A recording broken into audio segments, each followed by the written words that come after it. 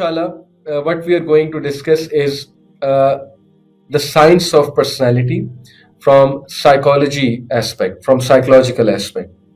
Psychology के school of thoughts हैं. Quickly आपको बताता हूँ. पहला स्कूल ऑफ थॉट जो है वो जो सबसे फेमस भी है और सबसे ज्यादा कह लें कि हावी भी है, बहुत देर के लिए हावी भी रहा, that is psychodynamic school of thought, जो सिगमंड फ्रूइड का स्कूल ऑफ थॉट है. सिगमंड फ्रूइड के मुताबिक पर्सनालिटी जो है वो इनर डिजायर्स और अनकॉन्शियस से बहुत ज्यादा इन्फ्लुएंस होती है. सबकॉन्शियस ह्यूमन बीइंग का एक पार्ट है जो कि छुपा हुआ पार्ट है.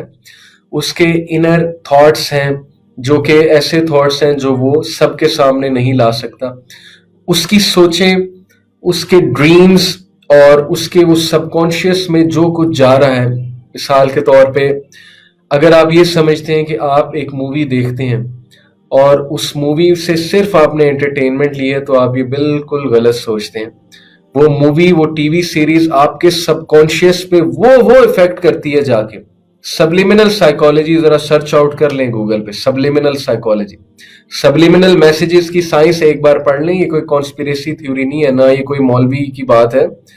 ये बात साइकोलॉजिस्ट कर रहे हैं, एक्सपर्ट्स कर रहे हैं कि सबलिमिनल मैसेजेस किस लेवल पे जाके आपके अनकॉन्शियस को इफेक्ट करते हैं, आपके सबकॉन्शियस को इफेक्ट करते हैं, आपकी हिडन सोचों को इफेक्ट करते हैं. और जाहिर है कि फिर वो सबकॉन्शियस पर्सनैलिटी में भी शो होता है. एक इंसान जो है वो चिड़चिड़ा होने लग जाता है, एक इंसान जो है वो सुस्त होने लग जाता है बैठे बैठे, एक इंसान जो है वो सोच के, जाहिर है जो ईवल उसके अंदर जा रहा है, तो आपका क्या ख्याल है वो उसकी पर्सनैलिटी में नहीं आएगा, वो उसके थॉट्स को इफेक्ट नहीं करेगा, 100% करेगा. तो ये स्कूल ऑफ थॉट ये कहता है कि हमारा सबकॉन्शियस जो कि हिडन पोर्शन है, और उसने एग्जांपल कुछ इस तरह से दी कि जैसे एक आइसबर्ग है, उसकी जो टिप है वो समंदर के बाहर है, सी के बाहर है, और जो नीचे है वो बहुत ज्यादा पोर्शन है. तो वो वाला जो पोर्शन है वो असल में अनकॉन्शियस फोर्सेस हैं, अनकॉन्शियस थॉट्स हैं, वो सबकॉन्शियस है इंसान का. और वो कहाँ से सबकॉन्शियस बिल्ड हो रहा है, जो चीजें वो पढ़ रहा है, जो चीजें वो देख रहा है, वो सब हमारे सबकॉन्शियस में जा रहा है. जैसे मिसाल के तौर पे मैं अभी आपसे बात कर रहा हूँ, अगर आप पे इफेक्ट नहीं भी हो रहा, इस लेक्चर के बाद मैं नहीं एक्सपेक्ट करता कि आप 100% इन बातों पे अमल करने लग जाएंगे, लेकिन आपके सबकॉन्शियस में ये बातें जा रही हैं और कभी ना कभी ये सबकॉन्शियस की बातें आपको इफेक्ट जरूर करेंगी, स्पेशली जब इनकी जरूरत होगी. ये जरूर आपको याद भी आ जाएंगी और आपको आपकी पर्सनैलिटी को इफेक्ट भी करेंगी. ओके, सो उसने जो एक और बात की वो ये थी कि चाइल्डहुड एक्सपीरियंसेस बहुत इफेक्ट करते हैं हमारी पर्सनैलिटी को. इसलिए बहुत जरूरी है कि चाइल्ड डेवलपमेंट बहुत अच्छी हुई हो. उसके लिए उसने जो 5 स्टेजेस बताई वो उसमें डिटेल में जाने की जरूरत नहीं है. साइकोसेक्सुअल स्टेजेस हैं, उसको मैं स्किप करूंगा. लेकिन उसने जो बेसिकली पर्सनालिटी के 3 पार्ट्स बताए, id, ego, super ego, id I D, ego, E G O and super ego. वो उसने क्या बताया कि ईद जो है वो रॉ पार्ट है इंसान का. मिसाल के तौर पे एक बंदा चाइल्डिश एक्ट करता है, वो बड़ा हो चुका है लेकिन अभी तक वो उसकी चाइल्डिश डिजायर्स हैं, उसका बिहेवियर चाइल्डिश है. चाइल्ड का क्या बिहेवियर होता है कि बच्चा सिर्फ अपना सोचता है, बच्चे को हर चीज चाहिए, बच्चे में अकल नहीं है कि ये चीज मेरे लिए नुकसानदेह है, ये चीज मेरे लिए फायदेमंद है. उसकी पर्सनैलिटी ये है कि बस मुझे हर चीज चाहिए और जो मुझे देगा वो मेरा दोस्त है, और जो मुझे नहीं देगा तो वो मेरा खैर खा नहीं है. हालांकि वो ये नहीं देख सकता कि जो मुझे नहीं दे रहा वो भी किसी न किसी सेंस में मेरा खैर ख्वाह है, क्योंकि वो मुझे हार्मफुल चीज से दूर कर रहा है. बट एनीवे बच्चे को एहसास नहीं होता. कुछ लोगों की पर्सनैलिटी अभी तक बच्चों वाली है, यानी उन्हें गुस्सा भी बच्चों वाला आता है, उन्हें जो है वो डिजायर्स भी उनकी बच्चों वाली हैं, और उनका जो टेम्परामेंट है वो भी अभी तक बच्चों वाला है. इसका मतलब है कि उनका पर्सनैलिटी लेवल अभी तक ईद पे है. ये मैं आपको फ्रूइड का व्यू बता रहा हूँ, ठीक है. जरूरी नहीं कि ये व्यू 100% करेक्ट है, जाहिर है हर थ्योरी पर क्रिटिसिज्म भी मौजूद है. एनीवे उसका पर्सनैलिटी का जो पार्ट है वो ईद है. अभी तक वो ईद से ही नहीं निकला, आईडी ईद से ही नहीं अभी तक निकला. वो ईगो और सुपर ईगो की तरफ गया नहीं है, या ईगो और सुपर ईगो जो है वो डोरमेंट है. जहां तक बात है कि सुपर ईगो उसके मुताबिक इंसान का वो एस्पेक्ट है पर्सनालिटी का जो उसे अनरियलिस्टिक बातें करवाता है उसके मुताबिक.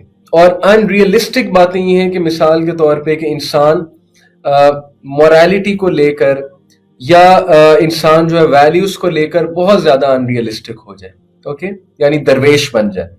तो उसने कहा कि ईद और सुपर ईगो को जो चीज सेट करती है वो ईगो है।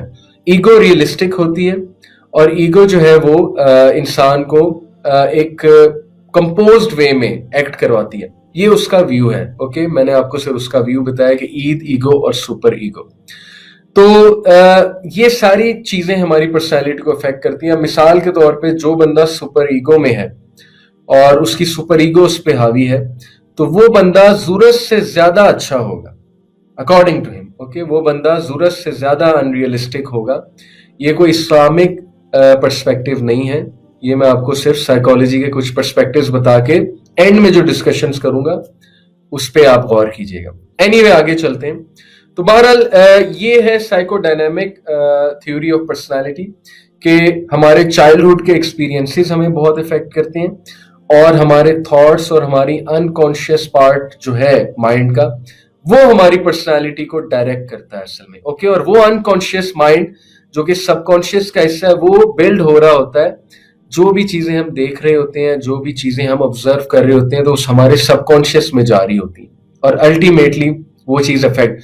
इसको मैं इस्लामिक साइंस में अगर बयान करूं तो वसवसे, जो वसवसे इंसान को आते हैं, और अगर उन वसवसों को वो एंटरटेन करने लग जाए। हर वसवसा एंटरटेन करने वाला भी नहीं होता, ये भी बात आप समझ लें। कुछ लोग हर वसवसे को एंटरटेन करते हैं। तो भाई वसवसा होता ये जिसे वार्ड ऑफ करना होता है आउज़ बिल्लाह पढ़ के। मुझे कितने वसवसे आते हैं, लोगों को कितने वसवसे आते हैं, ठीक है, सबको वसवसे आते हैं। अब ये तो मतलब नहीं है ना कि इंसान अपने वसवसों को एंटरटेन करने लग जाए। जब एंटरटेन करेगा तो शैतान मजीद उस पर हावी होगा। तो हम जुबान पे जब हर वसवसा, हर नेगेटिव थॉट ले आते हैं बजाय कि उसे वार्ड ऑफ करने के, तो ये चीज फिर हमारे लिए नुकसानदेह होती है। एनीवे, ये तो साइकोडायनामिक अप्रोच है। बिहेवियरल अप्रोच टू पर्सनैलिटी है कि इंसान का एनवायरनमेंट उसे बहुत ज्यादा अफेक्ट करता है। और जो बिहेवियरल साइकोलॉजिस्ट गुजरे उन्होंने तो टोटली इनकार किया है सबकॉन्शियस का भी, अनकॉन्शियस फोर्सेस का भी। उन्होंने बायोलॉजिकल कॉजेज का भी इनकार किया। उन्होंने कहा कि मुझे 2 ट्विन्स दें। वो एक जो साइकोलॉजिस्ट था आइवन पावलोव गालिबन, उसने ये कहा था कि मुझे आप 2 ट्विन्स दें, एक को मैं चोर बना के दिखाऊंगा, बुली बनाकर दिखाऊंगा, गैंगस्टर बनाकर दिखाऊंगा, एक को मैं डॉक्टर बनाकर दिखाऊंगा। क्यों? दोनों का माहौल मैं डिफरेंट रखूंगा, यानी उसने क्लेम किया। और I think there were certain experiments as well. उसने इससे ये साबित करने की कोशिश की कि सिर्फ और सिर्फ एनवायरनमेंट इंसान को इफेक्ट करता है, उसका एनवायरनमेंट उसे इफेक्ट करता है। तो yes, this is a useful theory as well. Definitely इंसान का एनवायरनमेंट उसकी पर्सनैलिटी को बहुत इफेक्ट करता है। आप खुद देख लें, जब आप ऐसे लोगों में रहें, ऐसे दोस्तों में रहें जो बहुत ज्यादा हंसी मजाक के आती हैं, आपकी पर्सनैलिटी भी वैसी बन जाएगी, नॉन सीरियस सी बन जाएगी। जब आप थीटों में रहना शुरू कर दें, जिन्हें थीटे कहते हैं, जो सीरियस किस्म के स्टूडेंट्स होते हैं, आप वैसे एट्रीब्यूट्स आप में आने लग जाएंगे। आपकी अचानक आदत बदलना शुरू हो जाएंगी। आप जिस इंस्टीट्यूट को ज्वाइन करेंगे उस इंस्टीट्यूट का क्या कल्चर है, जिस सेक्टर को आप ज्वाइन करेंगे, जिस कंपनी को आप ज्वाइन करेंगे उस कंपनी का क्या कल्चर है, उस कल्चर के मुताबिक आपकी पर्सनैलिटी शेप अप होनी शुरू हो जाएगी। ये तो ऑब्वियस सी बात है। सो यस, एनवायरनमेंट भी इंसान की पर्सनैलिटी को अफेक्ट करता है। इसीलिए घरों का माहौल बहुत जरूरी, घरों का माहौल अच्छा हो। मैं आपको एक बड़ी इंटरेस्टिंग बात बताने वाला हूं, गौर से सुनिएगा। अमेरिका में एक रिसर्च हुई और वो रिसर्च ऐसी थी कि उन्होंने आई थिंक 1200 बच्चों के ऊपर ये रिसर्च की। गरीब के बच्चे भी थे, अमीर के बच्चे भी थे, यानी सोशो इकोनॉमिक कंडीशन जिनकी पुअर थी वो बच्चे भी थे और जिनकी सोशो इकोनॉमिक कंडीशन हायर थी वो भी उसमें थे। And they saw their brain scans, MRI scans, and somehow they were able to identify के गरीब का जो बच्चा है, सोशो इकोनॉमिक कंडीशन जिसकी पुअर है या जो लोअर क्लास से आ रहा है बच्चा, वो बच्चा हर वक्त इमरजेंसी सिचुएशन में है, जिसकी वजह से उसका कोर्टिसोल जो हार्मोन है वो रिलीज हो रहा है। Cortisol hormone is the emergency hormone which prepares us for emergency situations.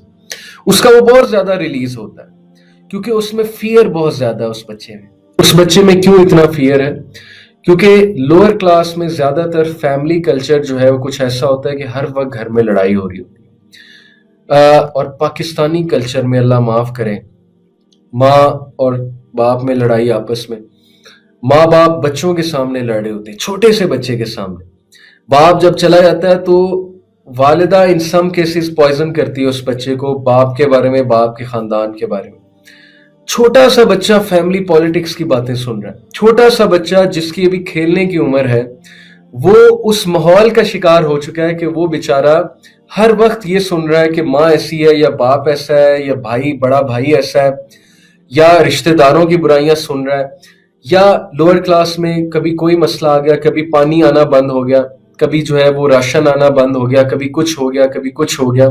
तो घरों का माहौल वो नहीं है जो सोशो इकोनॉमिक कंडीशन जिनकी अपर लेवल पे आती है उनका जैसा घरों का माहौल, जिस वजह से उस बेचारे का हर वक्त कोर्टिसोल रिलीज हो रहा है, और ज्यादा मिकदार कोर्टिसोल की है।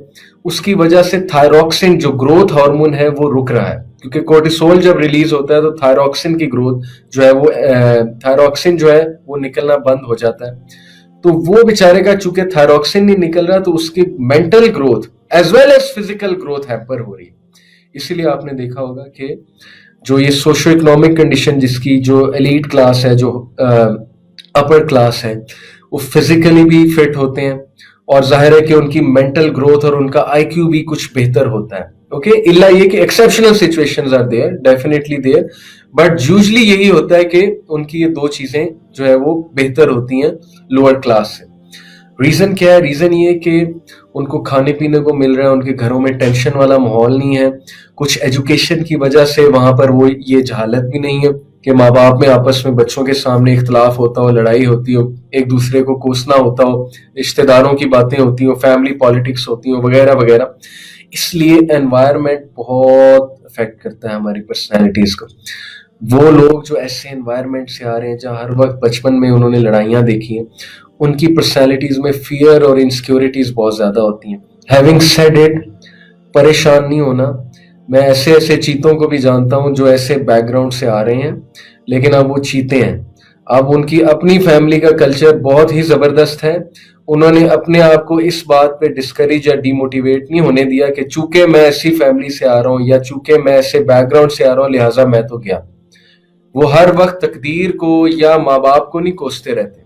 ये भी गलत बात है कि माँ बाप को कोसते रहना, फैमिली एनवायरनमेंट को कोसते रहना कि नहीं जी मैं तो आए ऐसे एनवायरनमेंट से हूँ, हमारे घर में तो सुकून ही कभी नहीं था, वगैरह वगैरह। मेरी पर्सनैलिटी में तो अब फियर और इनसिक्योरिटीज बिल्ड हो चुकी हैं।